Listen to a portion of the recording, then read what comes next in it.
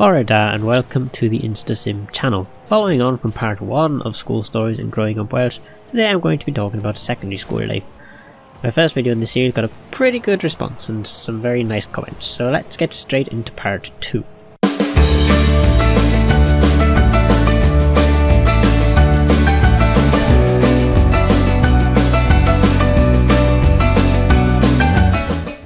Despite the minor annoying parts of secondary school, I would admit these are probably the best 7 years of my life before I became an adult and moved away to university.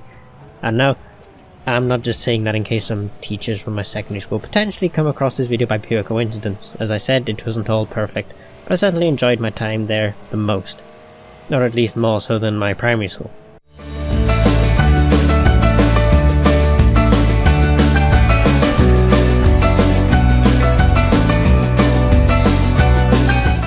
So we start off secondary school pretty much where we left off with primary school. Year 7 is pretty much the year where you get to know the people in your year and get to know your bearings around the new environment. In the school I went to, you were also sorted into one of 4 tutor groups, which were appropriately named A, B, C and D. Trust me, they had better meanings than just letters. Throughout my time in secondary school I made my way into 3 of these, but we'll get to that later. The one I was sorted into originally was A. Throughout the 3 years of Key Stage 3, Years 7, 8 and 9, you had to do the 4 core subjects Maths, Science, Welsh and English. My favourite of these being Maths. Of course, you weren't allowed to choose subjects in these years, so you also had to do the other subjects like Technology, ICT, French, Geography and so on. Of these, I actually enjoyed quite a few of them, but at the same time there were certain subjects I absolutely hated for many different reasons, mostly RE and PE. So when I came to choose my subjects for GCSE in year 9, I knew roughly what I wanted to do and knew what subjects I wanted to avoid. These 3 years weren't extremely eventful. Essentially they got me to learn a valuable lesson which I still use to this day, and it's to ignore people who are trying to make your day worse, and keep close to your friends. There are still a few of my friends from year 7 that are still friends with me to this day, which is really awesome, despite us having minor fallouts during tense times. I mentioned that I moved around to 3 different tutor groups during Key Stage 3. The first move I did was from Group A to Group D, and this was about midway through Year 7, and the main reason for this was that I was being bullied. And I didn't want it to continue any longer, and so I decided to take the plunge and move away. This is where I met one of my absolute greatest friends of all time, who is still a friend to me this day, and that is Damon. The second move I did was at the beginning of Year 9, and basically what happened here was we were given the opportunity to move to a different tutor group. I didn't remember the exact circumstances, but I think it had something to do with people who wanted to move around, so me and Damon put our names down to move to Group C, which is where I stayed for the following 3 years.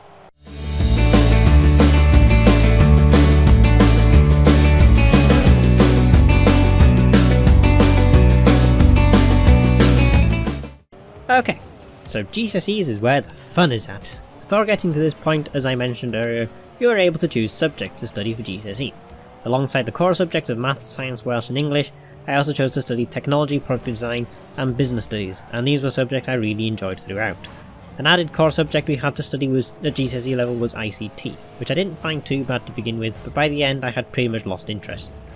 There was also a select few of us in my year that chose to study French as an extra GCSE. I would have lessons during lunchtime on 2 days of the week. Personally, I enjoyed studying French, and despite the amount of work I had on top of this, I still got a C in it, although I would have liked to do better. Of all the GCSEs I took, probably my most favourite of them all was Maths. This also happened to be the subject I got the highest grade in out of all my subjects overall. The combination of understanding the work and having a good teacher certainly made the subject more enjoyable for me. And I know it may sound weird to some people that Maths was pretty much my favourite subject, but I am being honest. And who cares if I don't need to use simultaneous equations or the Pythagoras theorem in the real world? I can at least say that I can use them, and the opportunity has arisen at least once in my university course. So yes, I have used some math skills I learned in GCSE since doing the subject. I also thoroughly enjoyed my chosen subjects of Product Design, Business Studies and French. As a GCSE subject, Product Design had an exam, which we did in Year 10, but in Year 11 we got to make a lamp. And I made a super awesome lamp out of wood, acrylic and aluminium. I'll try and get a picture of it on the screen as well. We had to choose a historical design movement as inspiration, so I chose the floppy disk. Business Studies, however, was a BTEC subject, so didn't have any exams in it. However, it was equivalent to 2 GCSE grades, which was super awesome. Alongside maths, it was the subject I got the highest grade in out of all my subjects. My least favourite qualification during the 2 years was Welsh Bac. This is absolutely meaningless, and was just added workload on top of enough stress for my GCSE subjects. Pretty much nobody liked this, but we could somehow get away with doing minimal work and everyone in the year would just pass. Except I was chosen for the stupid sample of work that was being sent away to WJC. Honestly, this qualification is so bad, if you get the chance to not do it, then take the chance and focus on your real subjects. Other than Welsh Bac though, my least favourite subject was probably English literature, and it mainly boiled down to not really understanding the novels we had to read. And no, WJC, I will not tell you my thoughts and feelings of Mice and Men, because if I was being honest, I would tell you I'd much rather have had to read any of the Harry Potter books for my exams than to read an American prose where I had no clue what half the things meant. The 3 books we studied for this were Of Mice and Men, Blood Brothers and A Christmas Carol. Out of these my absolute favourite was Blood Brothers, but mainly because we also had the opportunity to go and see a live performance of it as a school trip.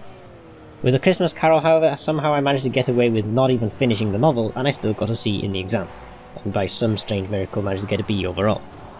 I remember also up to the end of year 11 I had pretty good attendance, but not really knowing how good it was, but I got an award for only missing 1 day of school in the 5 years I was there, which I thought was a pretty fine achievement, and is still a record I keep to this day. Including my 2 years of sixth form, I think the total went up to about 3 or 4 maximum. I still remember the only day I missed up to year 11, which was a day in year 8, where I woke up and couldn't feel my legs. I felt quite ill and didn't think I could go through the day, so my mum decided to phone up the school to confirm my absence. Upon receiving my exam result, it would be later become clear to me that I got the highest number of GCSE grades in my entire year, getting a total of about 13 GCSE grades between A star to C, which to me is a pretty fine achievement and one I'm very proud of.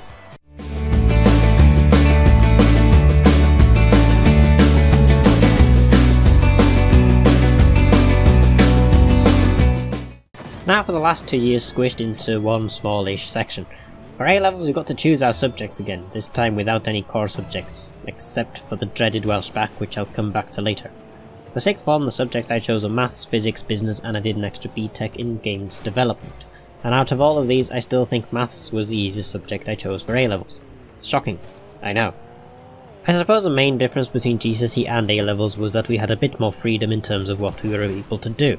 We had free lessons to do what we wanted, within reason, and during break and lunchtime we were allowed to go to the only shop in the village. During my first year of A-levels though, year 12, I chose to dedicate 6 of my 10 free lessons to helping out years 7, 8 and 9 in maths lessons. Personally I thoroughly enjoyed doing this despite it being something I had to do for the Welsh Bac, but a few of my friends found it strange that I carried on with it. But I became more independent in what I did during these 2 years and really couldn't care less about what anyone else thought. As I mentioned in my previous video, I was always quite an independent person, and liked to do what I wanted to do, but I became more so during these 2 years, or at least I felt that way. I suppose a big break away from school was on Wednesday afternoon in year 12 and then Monday afternoon in year 13, where I could go to college to do my games development course, which I personally really enjoyed, and it was nice to go and meet new people from different schools. Business studies also allowed me to meet new people because other the sixth form students from another school came to the one I went to for lessons, but by year 13 there was only 2 of us studying the course, myself and a good friend I made from the other school. After finishing my A-levels I then decided to take the plunge and move on to university, although I'll probably not make a video on this for some time as I'm currently still studying for my degree. I might make a video on some stories from university though, but now for the next section.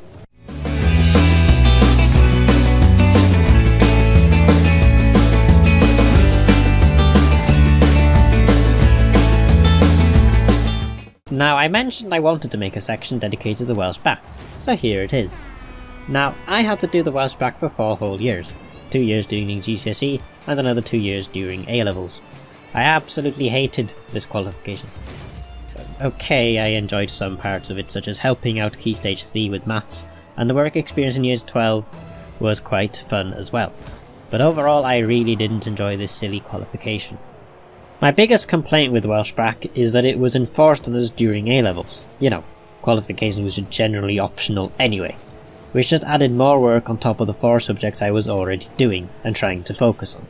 And there was no way to drop it either. Trust me, I tried 3 times. One time I even asked the school headmistress, and I wasn't allowed to drop it. But I still passed it, getting an equivalent D grade at A-level, but I really didn't care. At GCSE, when I had to do sample work, I was basically taken out of other lessons to do this, and I think I was out of regular lessons for at least 2 days. Like, if they wanted to take me out of Welsh back PE lessons, then fair enough. I'd find a way out of that any day. But don't take me out of lessons I wanted to do well in, like maths and science. I also fell ill during it, and to this day I still blame Welsh back, but I still went into school.